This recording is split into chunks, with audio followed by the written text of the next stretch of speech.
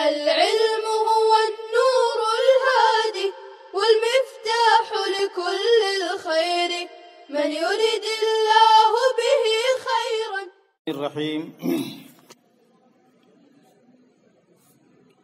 ومن أمر رجلا أن يزوجه امرأة فزوجه اثنتين في عقدة لم تلزمه واحدة منهما لأنه لا وجه إلى تنفيذهما للمخالفة ولا إلى التنفيذ في إحداهما غير عين للجهالة ولا إلى التعيين لعدم الأولوية فتعين التفريق.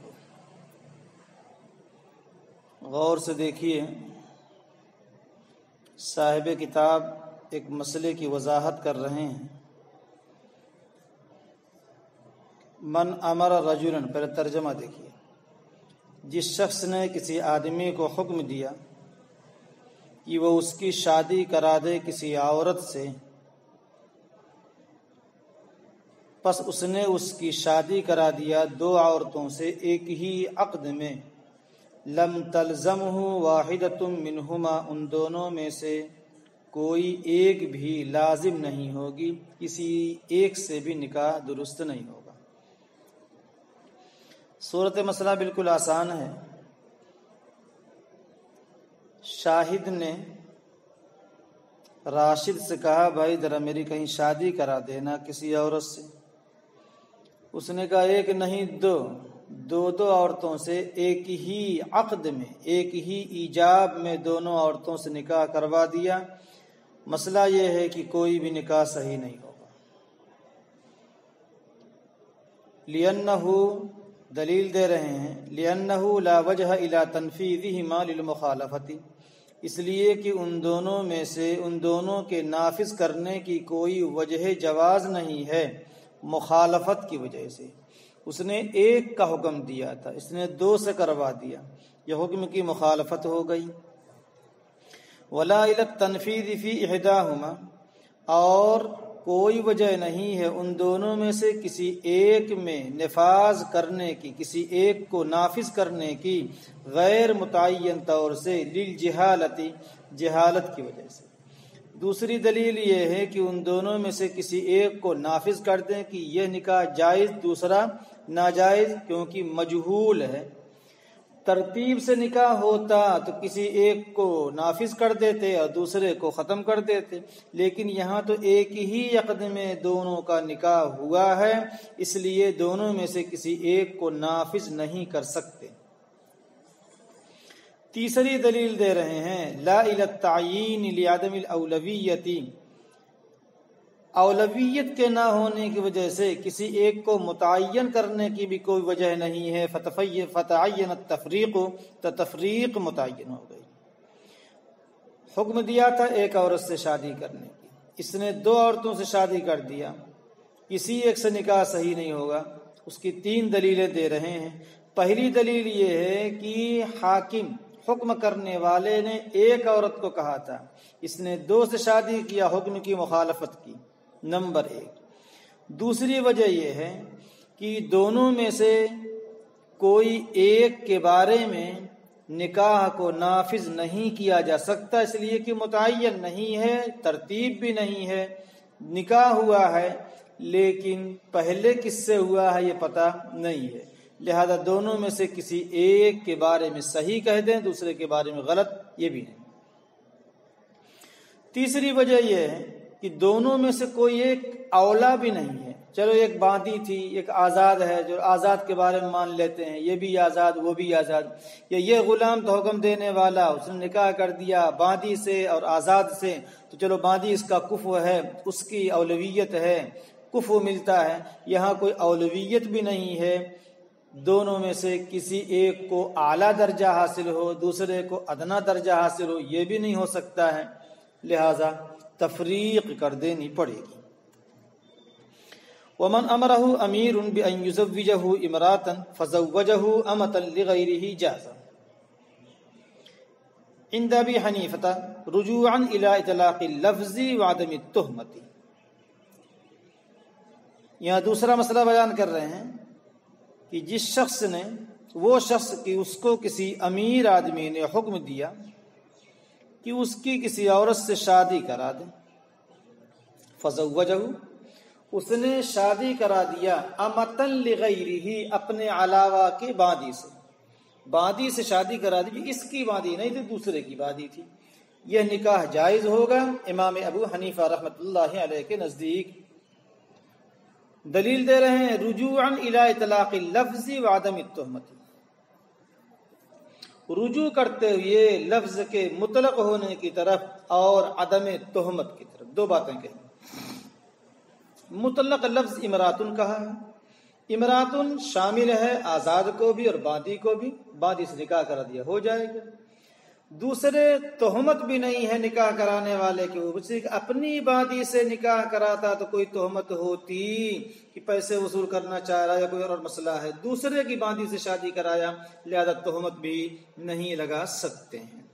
وقال ابو یوسف و محمد رحمہم اللہ لا یجوز، امام صاحبین فرماتے ہیں کہ یہ نکاح جائز نہیں ہوگا مگر یہ کہ اس کی شادی کرا دے کفو میں، لأن المطلق ينصرف إلى المتعارف هو الزوج بالأكفاء، اس لیے کہ مطلق لفظ پھیرا جاتا ہے متعارف کی طرف، اور متعارف وہی کفو میں شادی کرنا ہے۔ امام صاحبین فرماتے ہیں جی اس نے مطلق کا امراتن کا لفظ، لیکن جب مطلق بولا جاتا ہے تو مطلق المطلق اذا اطلق يراد به الفرد الكامل، فرد کامل کفو ہونا ہے، اور کفو یہ آزاد ہوتی تب کفو ہوتا، باندی میں کفو نہیں ہے، لہذا یہ نکاح جائز نہیں ہوگا۔ مطلق پھیرا جاتا ہے متعارف کی طرف، اور متعارف جو عورت ہے وہ آزاد ہے نہ کہ باندی، وہو الزوج، اور یہی آزاد عورت اس کا کفو بنے گی، اسے خود بھی آزاد امیر ہے تو آزاد ہے ہی ہے، وہو الزوج بالاکفاء، اور متعارف وہی شادی کرنا ہے کفو میں۔ قلنا، ہم کہیں گے العرف مشترک او هو عرف عملی فلا يصلح مقیدا۔ امام ابو حنیفہ رحمۃ اللہ علیہ فرماتے ہیں آپ نے جو متعارف کی بات کہی، ہم نے کہا عرف مشترک ہے، عرف مشترک ہے یعنی امراتن کا لفظ بولا جاتا ہے آزاد عورت کے لیے بھی اور باندی کے لیے بھی۔ دوسرے یہ ہے کہ امیر آدمی شادی کرتا ہے آزاد عورت سے کبھی اور کبھی باندی سے شادی کر لیتا ہے، تو اب اگر باندی سے شادی کر لیا ہے تو عرف کے مشترک ہونے کی وجہ سے نکاح ہو جائے گا۔ او عرف عملی، یا عرف عملی، عرف میں جب امراتن کا لفظ بولا جاتا ہے اور تو اس وقت آزاد عورت ہی مراد لی جاتی ہے کہ آزاد عورت ہے، یہ بات صحیح ہے، لیکن لغت کے اعتبار سے امراتن کا لفظ آزاد عورت کے لیے بھی ہے، باندی کے لیے بھی ہے، تو لغت کے اعتبار سے ہم دیکھیں گے تو پھر یہاں بھی عرف عملی ہے کہ عورت اس کو کہا جاتا ہے، لہذا شادی کر دیا نکاح ہو جائے گی۔ جب آزاد ہے مطلق لفظ ہے، عرف میں دونوں کو بولا جاتا ہے تو پھر آپ مقید کرنے کے حقدار نہیں ہوتے، فلا یصلح مقیدا، پس اس کو مقید کرنے کی صلاحیت نہیں۔ وذکر فی الوکالۃ ان اعتبار الکفاءة فی هذا استحسان عندهما لأن كل أحد لا يعجز عن التزوج بمطلق الزوج فكانت الاستعانة في التزوج بالكفو والله أعلم۔ امام محمد رحمۃ اللہ علیہ کی کتاب مبسوط کہہ رہے ہیں کہ مبسوط کی کتاب الوکالت میں ذکر کیا گیا ہے کہ کفاءت کا اعتبار اس مسئلے میں امام صاحبین کے نزدیک استحساناً ہے، خلاف قیاس۔ وجہ اس کی بتا رہے ہیں لأن کل احد، اس لیے کہ ہر ایک مطلق بیوی سے شادی کرنے سے عاجز نہیں ہوتا، ہر ایک نہیں عاجز ہوتا ہے مطلق بیوی سے شادی کرنے سے، تو شادی کرنے میں مدد لینا یہ کفر کی طرف مشیر ہے، وہ کفر ڈھونڈ رہا ہے۔ اصل تو وہی ہے کہ عورت سے شادی کر دیا نکاح ہو گیا، لیکن خلاف قیاس امام صاحبان فرماتے ہیں نہیں، کفو چاہیے، آزاد چاہیے، اس لیے کہ اگر آدمی امیر ہے، پیسے والا ہے اور ہٹھا کٹھا ہے تو اس کو شادی اس کی کہیں بھی ہو جاتی ہے، کہیں بھی کر سکتا ہے، وہ آپ سے کہنے کی کیا ضرورت ہے؟ لیکن آپ سے جو کہا ہے وہ ظاہر یہ ہے کہ وہ کفو ڈھونڈ رہا ہے کہ میری برابر کی کوئی عورت مل جائے، تو کفو ڈھونڈنا یعنی دوسرے سے مدد لینا یہ کفو پر مشیر ہے، یہ کفو کی بات کہتا ہے، کفو ڈھونڈ کے میری شادی کرا دو۔ معلوم ہوا کہ یہاں امراتن بول کر کے آزاد مراد لیا گیا ہے، واللہ اعلم۔ باب المہر، قال ويصح النكاح وإن لم يسمي فيه مهرا لأن النكاح عقد انضمام وازدواج لغة فيتم بالزوجين، ثم المهر واجب شرعا إبانة لشرف المحل فلا يحتاج إلى ذكره لصحة النكاح۔ صاحب کتاب نکاح کا بیان کر رہے ہیں۔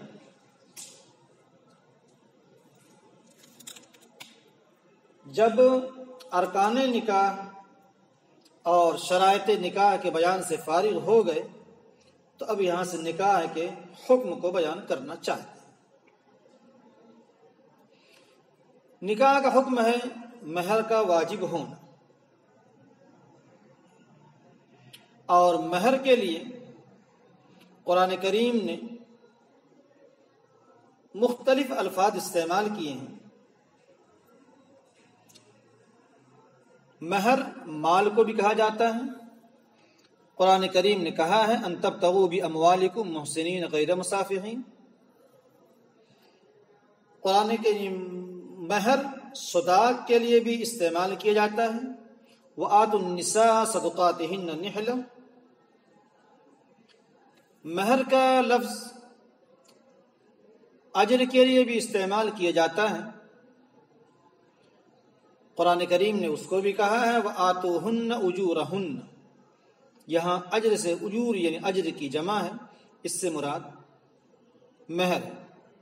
مہر کا لفظ مہر کو فریضہ کے نام سے بھی یاد کیا جاتا ہے، قرآن کریم نے اس کو بھی کہا ہے وقد فرضتم لہن فریضہ۔ تم نے ان کے لیے کوئی فریضہ یعنی کوئی مہر مقرر کیا۔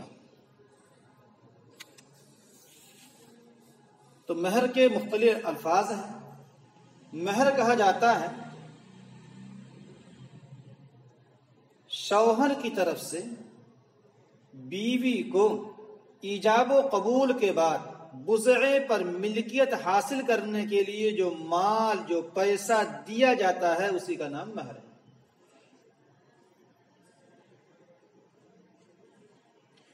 صاحب کتاب فرما رہے ہیں کہ نکاح صحیح ہوتا ہے اگرچہ اس میں مہر متعین نہ ہو۔ نکاح صحیح ہے اگرچہ اس میں مہر متعین نہ کیا گیا۔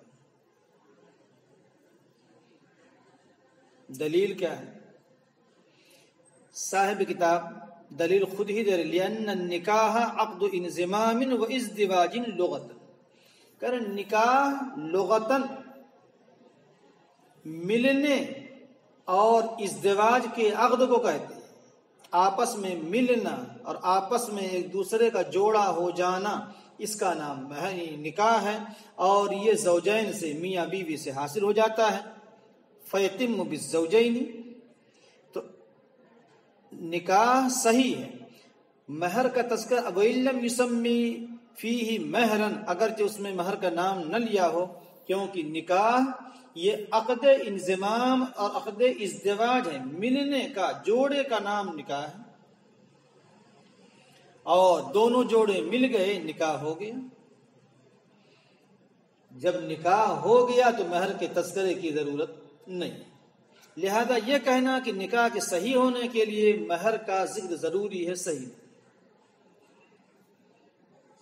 ایک دلیل تو یہ ہے کہ نکاح صحیح ہو جائے گا بغیر مہر کے، اس لیے کہ زوجین کے ملنے سے نکاح کا لغوی معنی حاصل ہو گیا، لہذا نکاح صحیح ہو گیا۔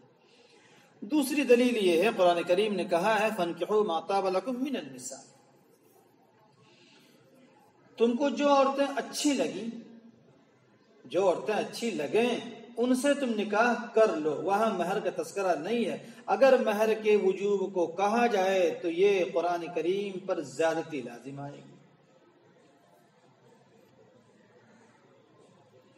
لیکن ایک اعتراض ہوتا ہے، اعتراض یہ ہے جب مہر شرعاً واجب ہے، نکاح میں مہر کا دینا شرعاً واجب ہے، تو بغیر مہر کے تذکرے کے نکاح کیسے صحیح ہوگا؟ جب مہر شرعاً واجب ہے تو مہر کے تذکرے کے بغیر نکاح صحیح کیسے ہوگا؟ اس کا جواب آپ غور سے سنیں، صاحب کتاب بھی دے رہے ہیں کہ مہر کا واجب ہونا نکاح کے صحیح ہونے کے لیے شرط نہیں ہے، بلکہ مہر واجب ہے۔ نکاح کے صحیح ہونے کے لیے مہر کی شرط نہیں ہے، بلکہ مہر یہ واجب ہے،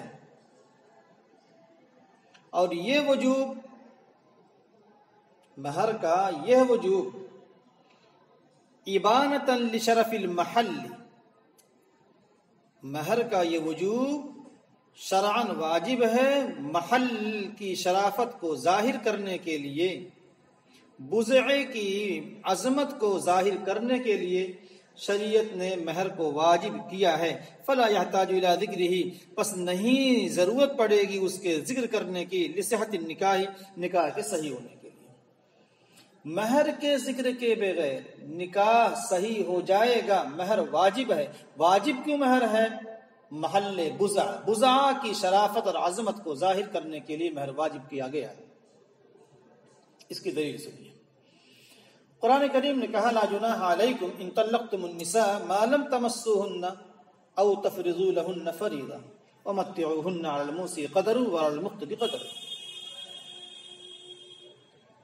تمہارے پر کوئی حرج نہیں ہے کہ اگر تم عورتوں کو طلاق دے دو، ما لم تمسوهن، جب تک تم نے ان کو ہاتھ نہ لگایا ہو یا ان کے لیے کوئی مہر مقرر نہ کیا ہو، ومتعوهن، اور ان کو متع دے دو، علی الموسع قدر، مالدار پر اس کی حیثیت کے مطابق، وعلی المقتر قدر، اور تنگ دست پر اس کی حیثیت کے مطابق۔ یہاں فرمایا کچھ گناہ نہیں ہے اگر تم طلاق دے دو عورتوں کو جبکہ تم نے ہاتھ بھی نہ لگایا اور نہ مہر مقرر کیا۔ معلوم ہوا کہ تمہارا طلاق دینا صحیح،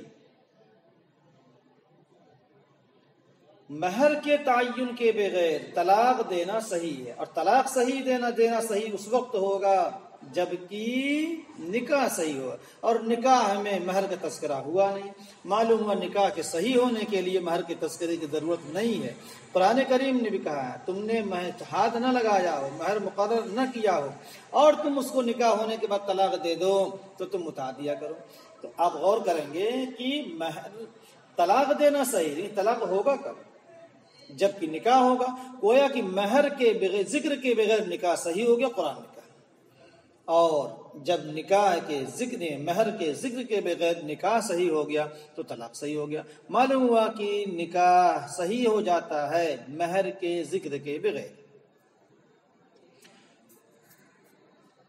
عبارت اور دیکھیے، نکاح صحیح ہو جاتا ہے اگرچہ اس میں مہر متعین نہ کیا ہو، اس لیے کہ نکاح عقد انضمام و ازدواج ہے لغت کے اعتبار سے، فیتم بالزوجین، پس زوجین کے ملنے سے پورا ہو جاتا ہے۔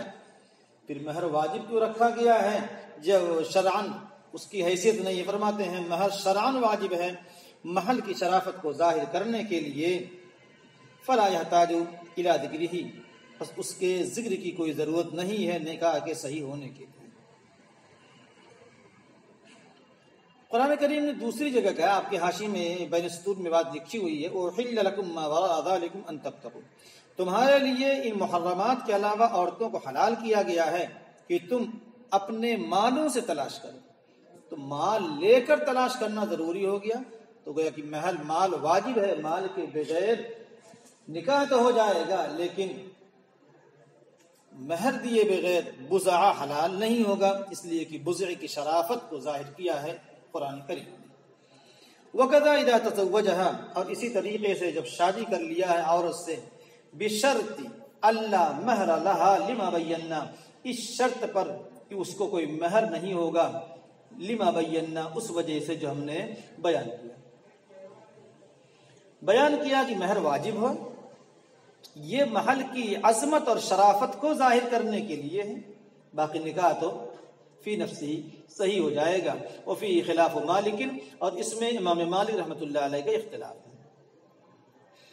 امام مالک رحمۃ اللہ علیہ فرماتے ہیں پہلے اوپر کا مسئلہ یہ ہے کہ نکاح کیا اور یہ کہہ دیا مہر نہیں دوں گا تو بھی نکاح صحیح ہو جائے، اس لیے کہ وہ حق شرع ہے، شریعت کہتی ہے دینا ہی پڑے گا۔ امام مالک رحمۃ اللہ علیہ فرماتے ہیں کہ اگر کسی نے یہ شرط لگایا، شادی کیا کہ میں مہر نہیں دوں گا، اس شرط پر نکاح کرتا ہوں، تو نکاح جائز ہی نہیں ہوگا۔ ان کی دلیل وہ فرماتے ہیں کہ نکاح یہ عقد معاوضہ ہے، تم بیوی کے بضعے پر مالک ہو رہے ہو تو اس کو بھی تو کچھ چاہیے، لہذا اس کو پیسے کے بغیر اگر نکاح کیا تو نکاح صحیح نہیں ہوگا۔ جب عقد معاوضہ ہے، کوئی لین دین ہونا چاہیے، تم بزا لو، اس کو پیسے دو۔ یہ امام مالک رحمۃ اللہ علیہ کا کہنا ہے۔ جیسے بے کے اندر اگر کہہ دیا پیسہ نہیں دوں گا، یہ سامان لیتا ہوں، تو بے نہیں ہوگی، اسے یہاں بھی نہیں ہوگا۔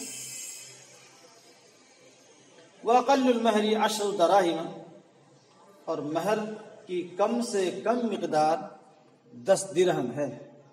امام شافعی رحمۃ اللہ علیہ فرماتے ہیں وقال الشافعی رحمۃ اللہ علیہ ما يجوز ان يكون ثمنا يجوز ان يكون مهرا لها لانه حقها فيكون التقدير اليها، ولنا قوله عليه السلام لا مهر اقل من 10 ولانه حق الشرع وجوبا اظهارا لشرف المحل فيقدر بما له خطر وهو 10 استدلالا بنصاب الصدقه۔ مہر کی کم سے کم مقدار 10 درہم ہے۔ امام شافعی رحمۃ اللہ علیہ فرماتے ہیں نہیں، ما یجوز، ہر وہ چیز جو بے میں ثمن بننے کی صلاحیت رکھتی ہے، یجوز ان یکون مہرا، تو جائز ہے کہ وہ مہر ہو جائے عورت کے، اس لیے کہ وہ عورت کا حق ہے۔ فیکون التقدیر الیہا، پس مقرر کرنا بھی اسی کے سپرد ہوگا۔ مہر کی مقدار بتا رہے ہیں، مہر کی مقدار کم سے کم 10 درہم۔ امام شافعی رحمۃ اللہ فرماتے ہیں ہر وہ چیز جو خرید و فروخت میں ثمن بن سکتا ہے وہ مہر بھی بن سکتا ہے۔ دلیل ہے اس لیے کہ یہ مہر عورت کا حق ہے، تو جب عورت کا حق ہے تو مقرر کرنے کا بھی حق اسی کو ہوگا، جتنے میں وہ راضی ہو جائے اتنا مہر مقرر کر دیا جائے گا۔ ہماری دلیل ہے، ہمارا دعویٰ تو یہ کہ مہر کی مقدار کم سے کم 10 درہم۔ دلیل میں نبی کریم صلی اللہ علیہ وسلم کا قول پیش فرمایا امام ابو حنیفہ رحمۃ اللہ علیہ نے کہ مہر کی مقدار کم سے کم 10 درہم، لا مہر اقل من 10، دلیل نقلی، 10 درہم سے کم مہر ہوگا ہی۔ دوسری بات یہ ہے، دوسری دلیل عقلی ہے، وَلِأَنَّهُ حَقُّ الشَّرْعِ وُجُوبًا، اس لیے کہ یہ شریعت کا وجوبی حق ہے، اظہارا لشرف المحل، محل کی شرافت کو ظاہر کرنے کے لیے، بضعے کی شرافت کو ظاہر کرنے کے لیے شریعت نے اس بضعے کے بدلے میں مال واجب کیا ہے۔ بس اتنا مال واجب کیا جائے گا جس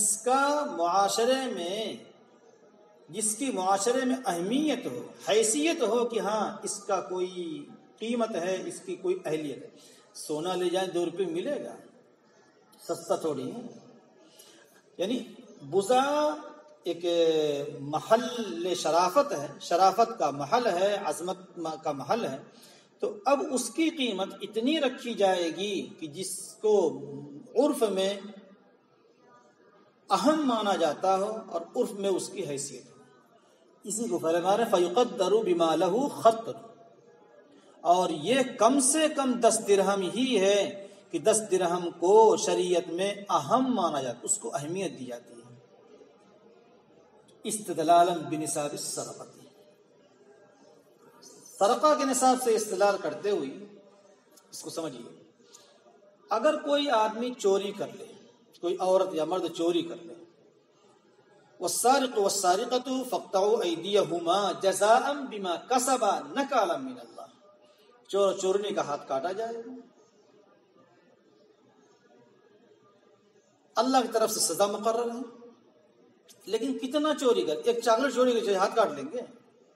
ایک کچوڑی چوری کر لے ہاتھ کاٹ لیں گے؟ نہیں، شریعت نے کہا کہ 10 درہم کی مقدار چوری کرتا ہے تو اس کا ہاتھ کاٹا جائے گا، اس سے کم میں اس کا ہاتھ کاٹا نہیں جائے گا۔ تو 10 درہم کی مقدار کو شریعت نے ایک جز کا بدل قرار دیا ہے۔ معلوم ہوا کم سے کم جو ایک جز کا بدل ہو سکتا ہے وہ 10 درہم، تو چوری ہاتھ کاٹنے کا عوض بدل 10 درہم ہے، 10 درہم چوری کرے تو ہی ہاتھ کاٹا جائے گا۔ تو بزعے کا بدل بھی کم سے کم 10 درہم ہو، اس سے کم ہو تو اس کا بدل نہیں ہوگا، اور 10 درہم یا زیادہ ہو تو جا کر کے اس کا بدل ہو سکتا ہے۔ السلام عليكم، لا تنسوا الاعجاب بالفيديو والاشتراك في القناة تشجيعا لنا لنستمر بنشر المزيد إن شاء الله.